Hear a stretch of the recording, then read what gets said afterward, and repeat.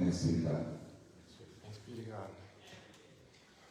Well, we are in the fourth Sunday of Easter, kind of right here on the map of the liturgical year on the calendar. We're pretty much halfway through Easter. Being the fourth week, it's an 8-week-long season, and it ends with Pentecost. So we're headed towards Pentecost Sunday, and that is where so this concludes the the Easter people, and next week we start a series that kind of aims us towards Pentecost called Empowered, and we're going to kind of look at that prepares us for Pentecost Sunday, and then that will conclude what's called Kairos time. The first half of the year is the Lord's time, and the second half of the year is ordinary time. And that is when we learn the pattern of Christ's life and living, what he valued, what he said, what he did. That's what we learn on the first half. And then the second half, we're trying to live that out as the people of God. So we look at the story of Jesus for the first half of the year, from his promised arrival all the way through his death, resurrection, ascension, and the giving of the Spirit to empower his people. And then after that, we kind of live that story out. How do we take this pattern of Christ and live it out throughout the rest of the year? So we'll be starting ordinary time. And actually, twice a year, I sit down and I plan out all of the different series. And this week, I sat down and I planned out all of ordinary time. It takes us all the way through to November, the end of November. So I've got like a whole series for each season. Ordinary time is like 25 to 27 weeks long, so we break it up with different series and everything. But I've got them all planned out through November. So I like to track where we're heading. We're going to be studying the book of Colossians, the book of 1st and 2nd Timothy, and some of those passages from different things. So we're going to be looking at those. That's what's on the liturgical calendar. So today we do divert from our normal gospel readings into Psalm 23 because John 10 just didn't feel very celebratory Mother's Day-ish. So I pulled from the Psalm of the liturgical Sunday, which was Psalm 23. I saw it was Psalm 23 and I was like, that's way better than the disbelief of the religious people of the day. Like that just sounds a lot more Mother's Day-like to me. So we decided to go that route. So Psalm 23, I really like this artwork here that kind of shows Psalm 23. It's just a really beautiful piece of artwork that I thought I'd show you. But it is the most famous psalm. Like if you start quoting "The Lord is my shepherd," I'm sure like 95% of the people are going to be able to finish that statement, "I shall not want." Like we just know this one. So how did it become the most famous psalm? There's 150 psalms. So how did Psalm 23 become like the most well-known, the most famous? Well, this guy named Augustine, way back in like 354, he was born. He died in 430 AD. And he looked at the psalm and he interpreted that psalm as, this is God's presence with us through life's difficulties. And so Augustine said, that's a good psalm. Well, this is going to be applicable to a lot of people. And back in his earlier days, it was still illegal to be a Christian in the Roman Empire. So there was a lot of oppression, martyring going on. So a lot of the Christians who were persecuted under the Roman government took this to be the psalm that was their psalm. And so it became known as the martyr's psalm. So if the Roman government arrested you and they were going to persecute or kill you, you would hold on to this psalm for dear life, and it would kind of accompany you through really hard times. So it became known as the martyr's psalm because of Augustine at that time. Later on, in the 1500s, they started to really craft the liturgical calendar and seasons, and they wrote this book called the Book of Common Prayer. If you've ever been in a high church setting, there's a Book of Common Prayer under the seat next to the next to the hymnals. And they have 375 bookmarks because you got to flip this way and flip this way and flip this way. It's huge. But in the Book of Common Prayer in 1549, they included that in the prayers and the liturgy that would take place at funerals. And so they took Psalm 23, and then from there it became known as the funeral psalm, because it was in the Book of Common Prayer. This is what we say kind of at gravesides and things. And then the King James Version was written in 1611, and it made it that Shakespearean thou language that just kind of solidified the language of it. Then when the Church of England kind of migrated over to America and we cut ties with England, the Anglican Church became the Episcopal Church because we couldn't have the Church of England in America that we cut ties with. It became the Episcopal Church, and that tradition of being kind of the funeral psalm followed them over, and so it's solidified into Western culture at that point where Psalm 23 is something that you quote if you're going through a difficult time or you just need comfort. Or it's at a funeral or whatever. It was just kind of known for that. Now, Psalm 23 is I love how Jewish poetry works because they pay attention to like how things are ordered and the number of things. So over here, you see the traditional English. Over here is Hebrew. Now, English is read from left to right. Like that's traditionally top to bottom, left to right. Hebrew is written differently. You read from that side this way. So the Lord is actually in the top corner over there. And it's written that way, which is really weird when you're trying to type something on your computer, and then you have to switch to Hebrew language, and then it's like starting to type this way, going that way, and it kind of throws me off. But anyways, that is kind of the arrangement of the Hebrew letters. Now there's something that is really cool. What they did, there's 26 words up there, and then there's 26 words down here, if you divide the psalm into two parts. And then in the middle are 3 words. So they intentionally took 3 Hebrew words, smacked them right into the middle of the 55-word psalm, and said, this is the heart of this psalm. You know what those 3 words are? For you are with me.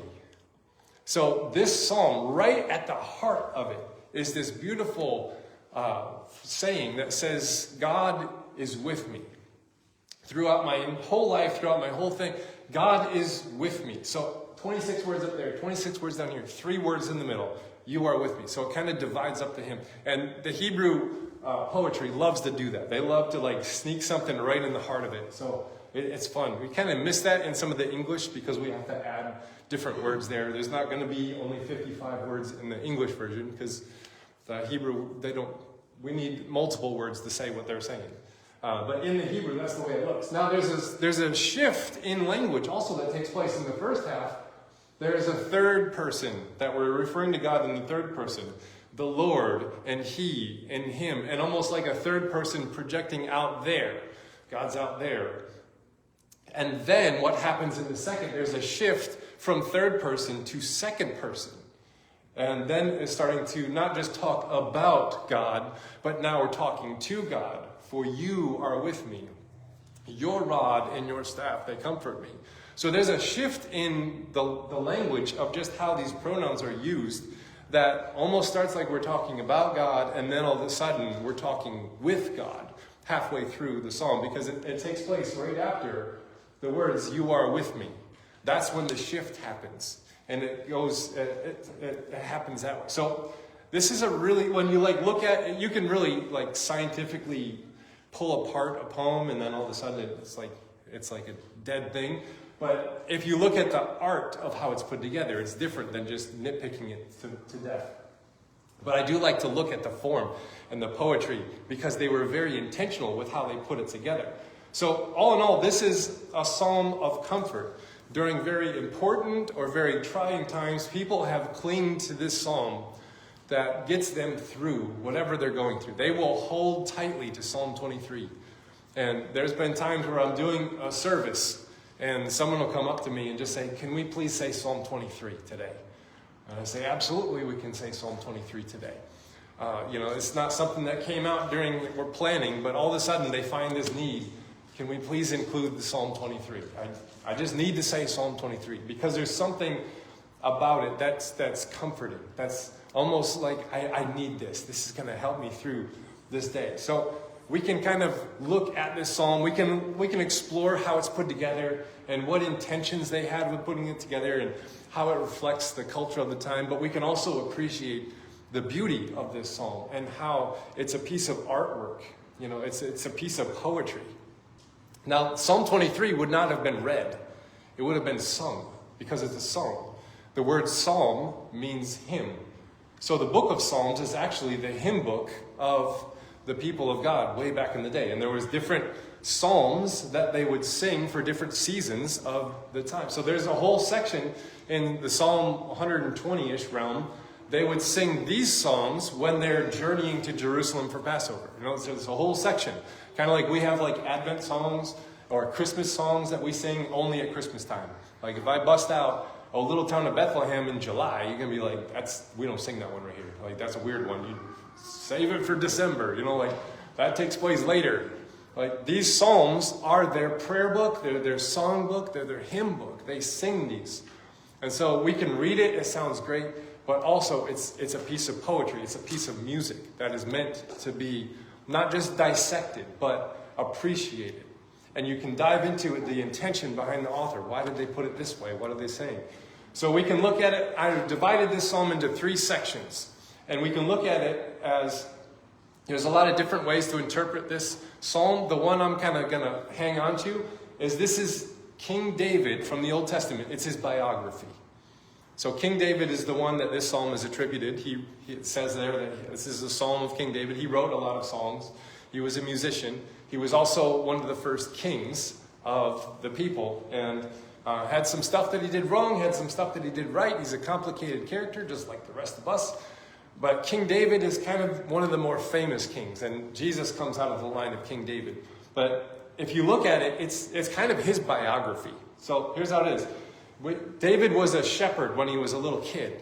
And you remember, and then they had to go look for David out in the fields to go and like take out Goliath. And he's like swinging the slingshot, took out Goliath when he was a little kid. He was a shepherd. So David is actually reflecting on his time as a kid being a shepherd. And then saying, not only was I a shepherd, but God was my shepherd in that time. And shepherding me through my childhood into adolescence. And then all of a sudden, I'm like pulled out of the fields and I'm made king.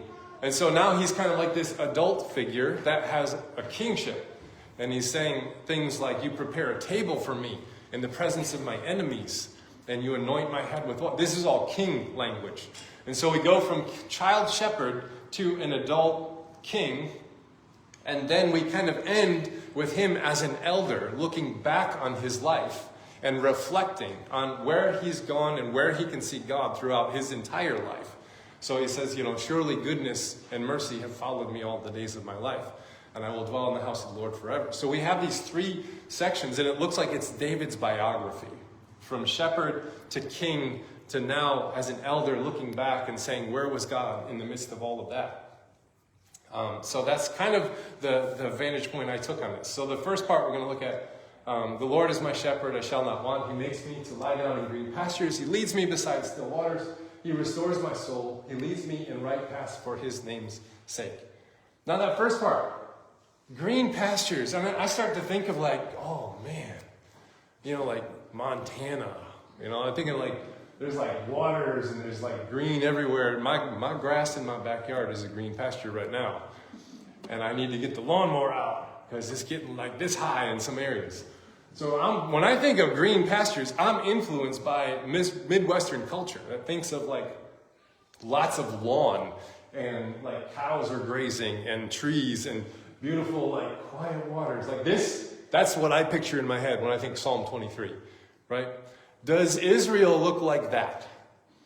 No, it does not look like that at all, right? We picture Montana wilderness, California, Napa Valley, Michigan, woods, all that kind of stuff. The Holy Land is not like that. It's very arid. It's very dry. It's desert. It's rocky. Here's the green pastures right there.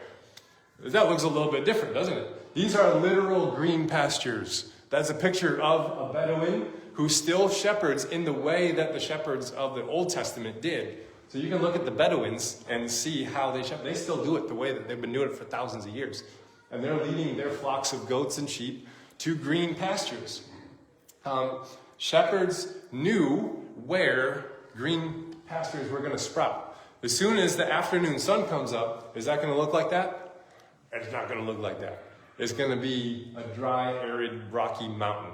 But during the nighttime, the weather cools off a little bit, and then dew forms. And then in the daytime, when the sun first comes up, it hits the dew. Then all of a sudden, like green stuff starts popping up. But you got to get to it before it's gone. or you're going to be hungry the rest of the day. So the shepherds knew right at daybreak, I know where to go to find the green pastures. It's not just like you can step outside and there's lawn and cows grazing and that's not it. You had to find the green pastures, and shepherds knew where it was going to happen. They knew where the dew was going to hit, and the sun was going to hit the side of the mountain just right, and then all of a sudden there was going to be something to eat there. And so this is not a picture of abundance and like more than I can handle and more than I can, the Lord is my shepherd, I shall not want, is not a phrase of you're going to get everything you ever dreamed of kind of a thing. It's more of like you will have the things you need to get through this day. It's not about abundance, it's about provision.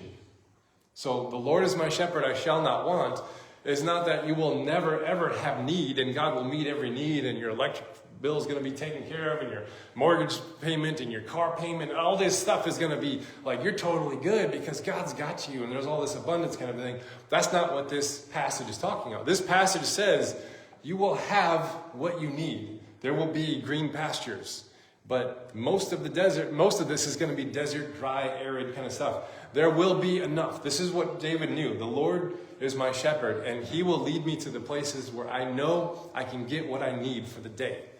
You're not going to have a whole bunch of you're not going to go out and bale this hay like we do around here. We have abundance of grass. They don't have abundance of grass. Now we're talking about quiet. He leads me to quiet waters. And I'm thinking big, huge lakes. There's lots of lakes in Michigan. I don't know if you've noticed.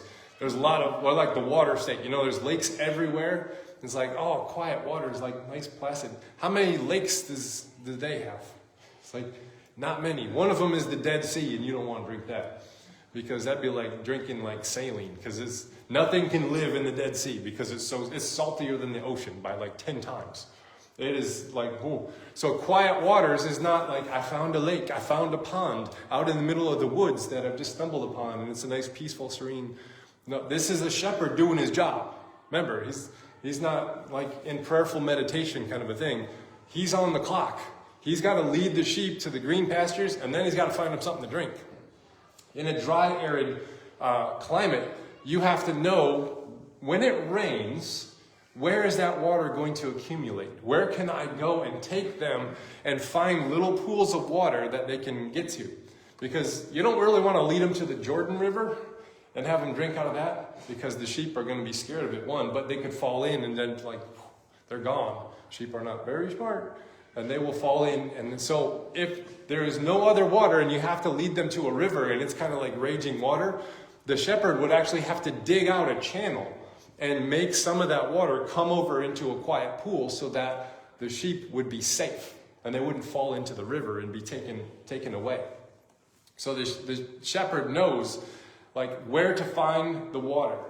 Sometimes it was ankle-deep pools that was fed by underground springs, and he knew where to find it. Sometimes it was rainy seasons where the rain was being channeled down different areas and filling up in certain areas, and he knew where to find it. So it changed depending on the season.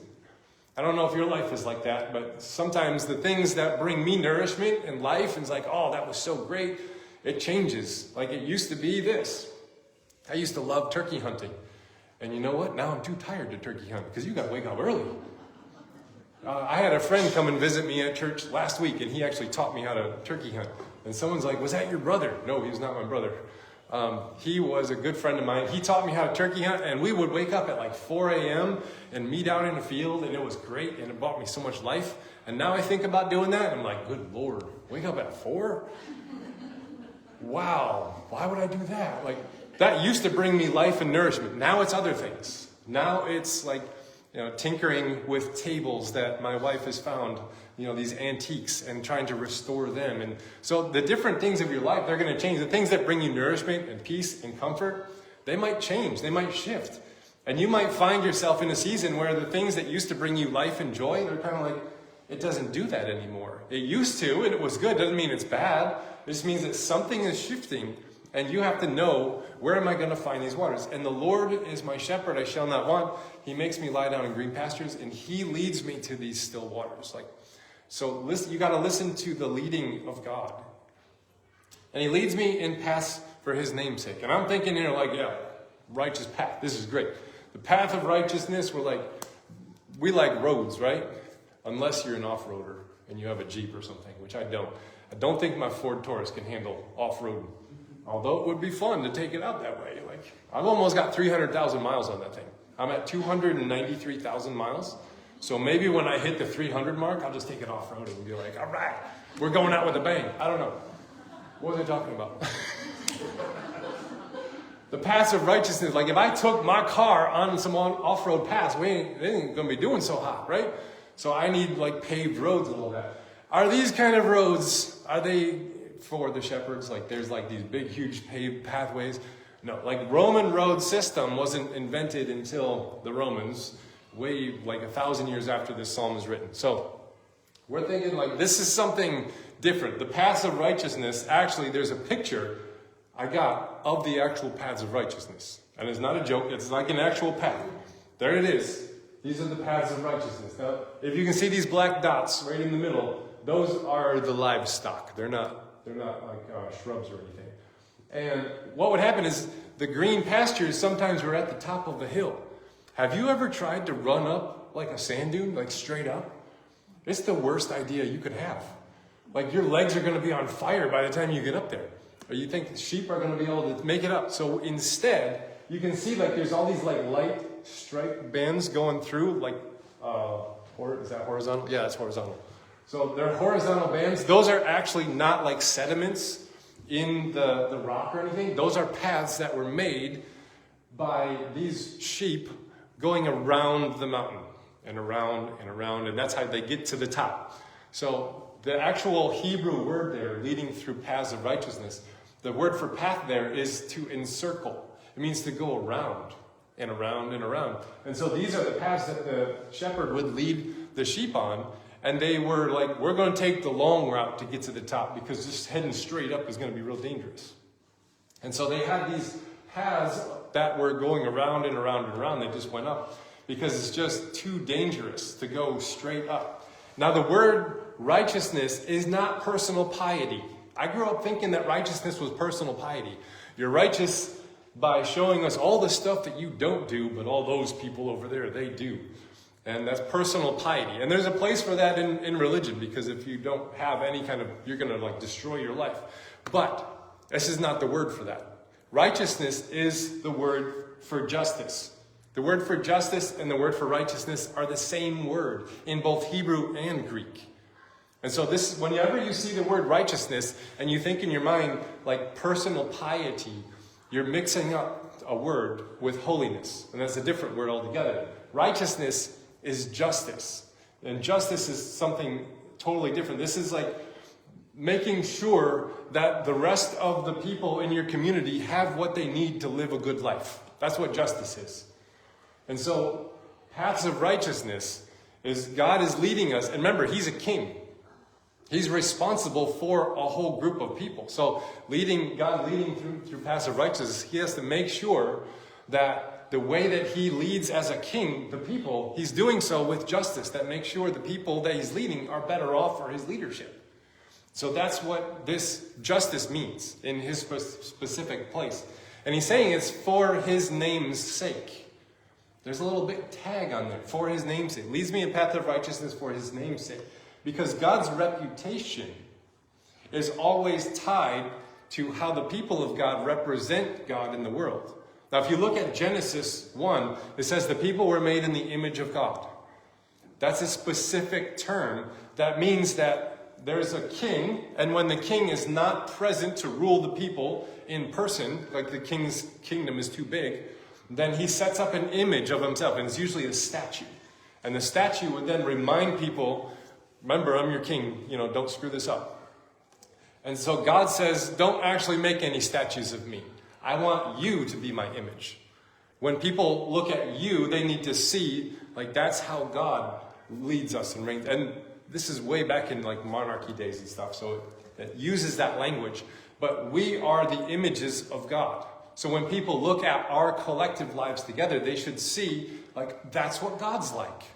Oh, yes, I can see this is what God is like. So if we confuse personal piety with justice for the people of our communities and neighborhoods, and we mistake those and we pursue personal piety instead of justice of our neighborhoods and communities, then the Christians and people of God become known for self-righteousness instead of justice and peace and mercy. And so this is something that David wants to nail down, that God is our shepherd, and I shall not want, and he leads me in this way. And so I must lead in this manner, because he's about to start talking about being a king. He says, even though I walk through the valley of the shadow of death, I will fear no evil, for you are with me, your rod and your staff, they comfort me. And so that's one of the valleys of the shadow. This is what they look like over there. So valleys were kind of dangerous, but you can find water in the valleys. So shepherds would have to lead their sheep into valleys to find water. But valleys are dangerous because they're susceptible to flash floods. If there's a rain and everything is parched on the ground doesn't soak up the water, it then runs down into valleys, and then there is like flash floods. Probably not enough to endanger the shepherd, but most certainly enough to endanger the life of the sheep. And so it's susceptible to flash floods in there. There was predators that roamed, like it's easy for predators to hide and come out and attack things. It's susceptible to harsh temperatures, cold and hot. And there's bandits. Like, there's bandits down there that could rob you and kill you and steal your stuff and your sheep and all that. So it was dangerous to go into the valleys because it's not visible from all around. And it's easy to be taken advantage of. And so a shepherd would always carry a rod and a staff. I grew up thinking that the rod was for the sheep. Like when the sheep get out of line, it's like, cut it out. And so I grew up thinking that that's the way that God treated me. You know, it's like, oh yeah, I was stupid this morning. I didn't read my Bible and pray enough, and I had a bad day.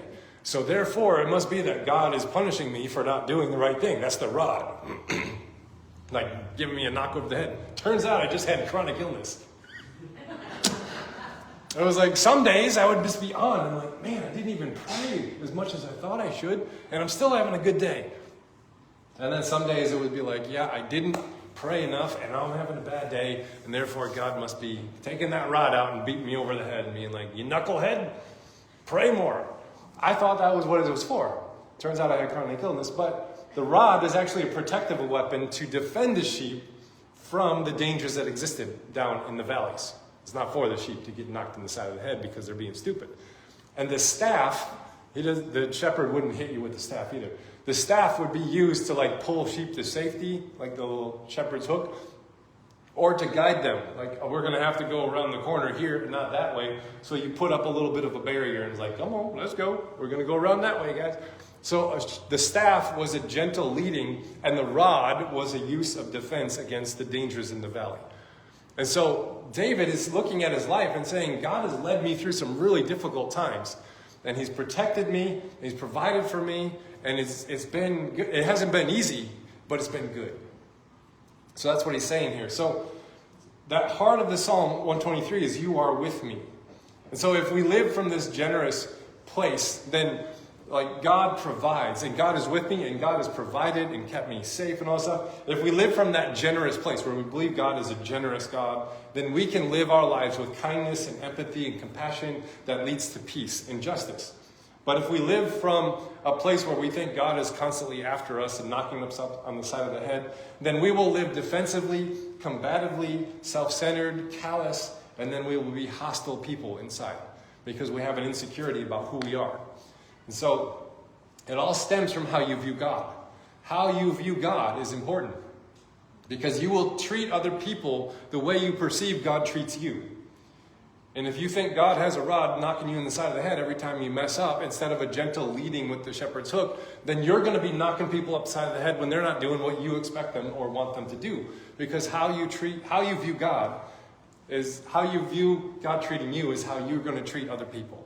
And so it's really important. So then we go into like this king. David starts to reflect upon his adult life as a king. Goes into tables and cups and enemies and anointings, right? Like he says, you prepare a table before me in the presence of my enemies. You anoint my head with oil, my cup overflows. So here's the king's table, right? It was lots of food, fresh meats, breads, fruits, wines, beer. It was all at the king's table. And there would even be entertainment. There'd be like musicians and dancers and poets and acrobats, and they would entertain the king. And there would be guests at the table. There would be the people who are most important to the king would sit next to the king. The least important would be farther away from the king. But in these guests, and the king has kind of power, you're going to find some people who want the king, and they want the king's favor, or they want the king's position. They're like, I am going to try and manipulate the king to give me what I want. Or I'm going to try and kill the king and usurp the throne, kind of a thing. So there's lots of enemies at the table as well.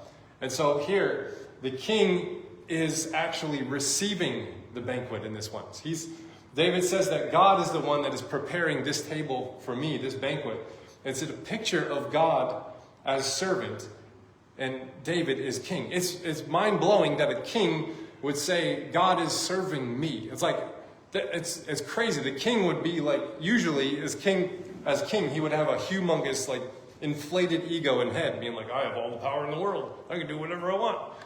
But here David is saying God as servant in a way that makes him humble as well.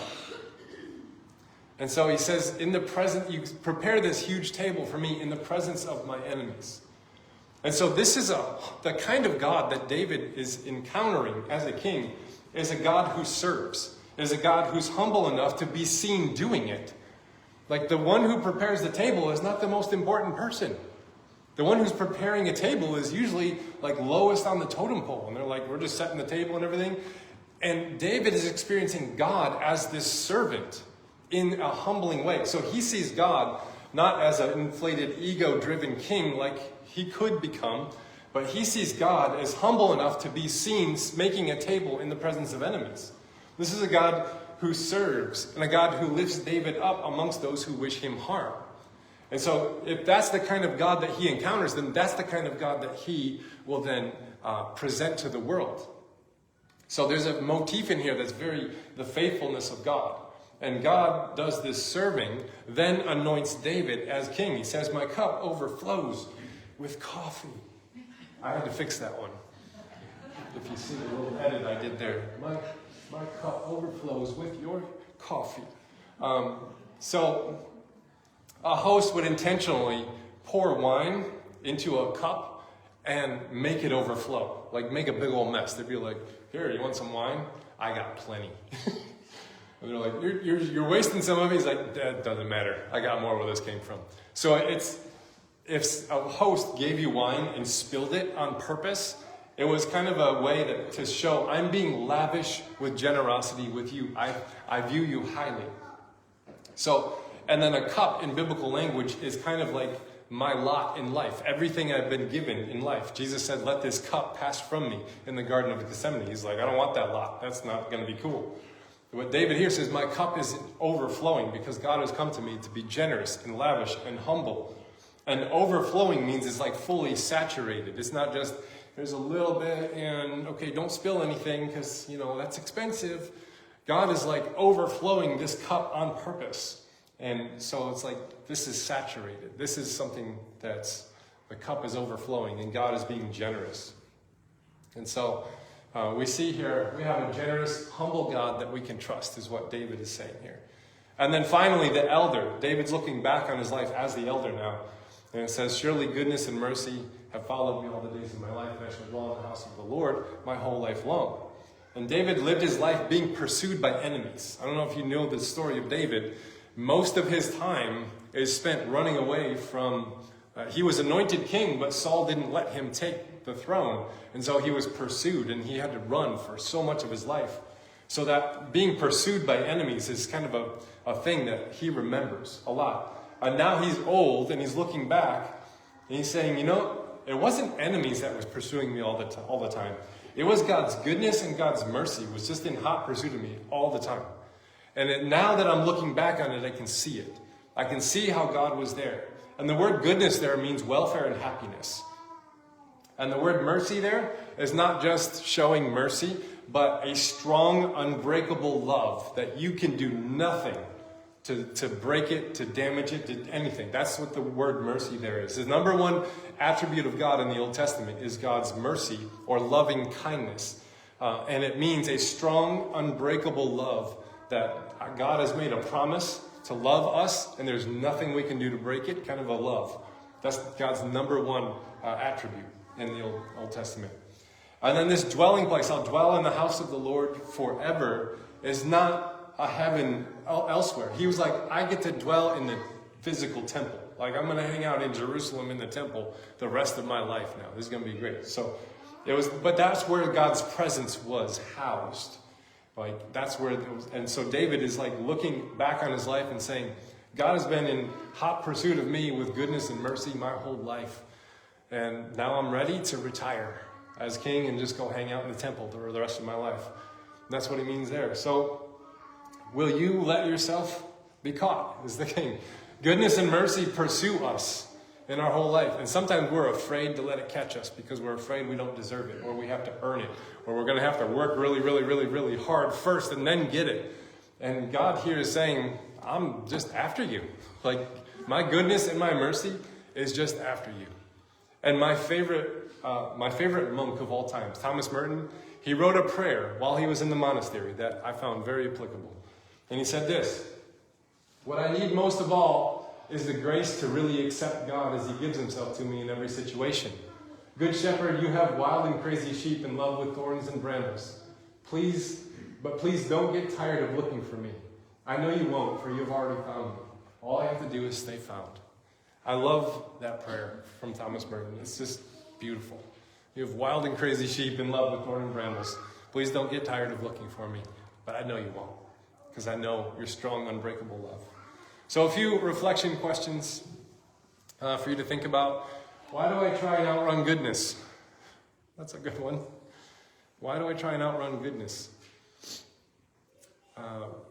What do I most fear about receiving a love I could not earn?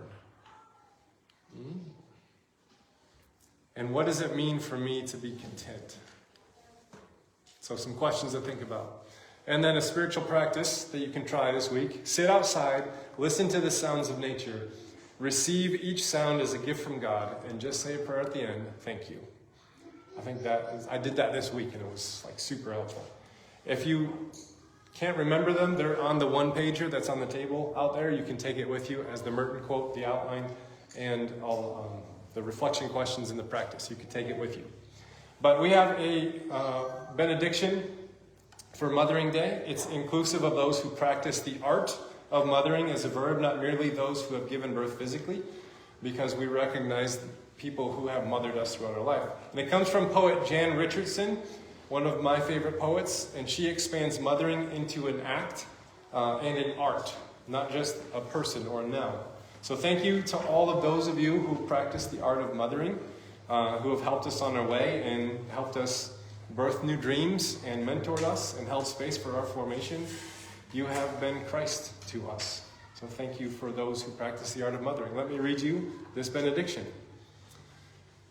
Mothers, who are our first sanctuary, who fashion a space of blessing with their own being, with the belly and the bone and the blood. Or, if not with these, then with the durable heart that offers itself to break and grow wide, to gather herself around another as refuge, as home. Who lean into the wonder and terror of loving what they can hold but cannot contain. Who remain in some part of themselves, always awake, a corner of consciousness, keeping perpetual vigil. Who know that the story is what endures, is what binds us, is what runs deeper even than blood. And so they spin them in celebration of what abides and benediction on what remains. A simple gladness that latches onto us and graces us on our way. This was Blessing the Mothers by Jan Richardson.